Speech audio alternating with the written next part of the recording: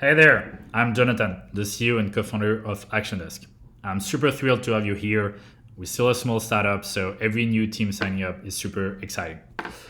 If you're not sure why you're here, as a reminder, Actiondesk lets you and your team build automated reports such as this one using only what you already know about spreadsheets, so it's super easy to set up.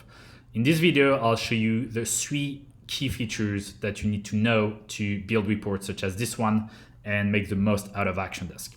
So first, the first thing you'll want to do is click on the import button and add a data source right here. So you'll choose which one you want and do the setup. Is pretty easy. Once you've done that, you can do an import and you select the table and the columns and you'll import some data into your spreadsheet. So once you've done that, you'll have something like this.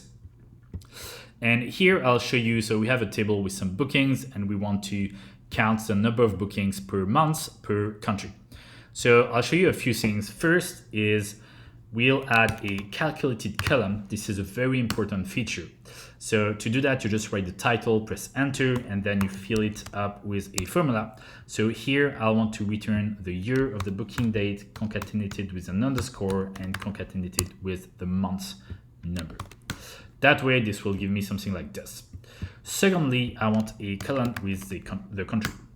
So again, I create a column, and for the country, I have another table called properties. And you can see I have a column with the country here, and I can also see that each booking is associated to a property through the property ID. So I can use the function lookup, which is our equivalent to the VLOOKUP. We try to make it even easier to use. So the first parameter will be the property ID, the second the ID in the properties table, and the third the country column, the column that you want to look up. All right, now that you've done that, the third key feature you need to know is what we call aggregation formulas. So here I'll use a count ifs. I'm sure you're already familiar with that formula. And I'll first select the country column and I say I want this to be equal to Argentina.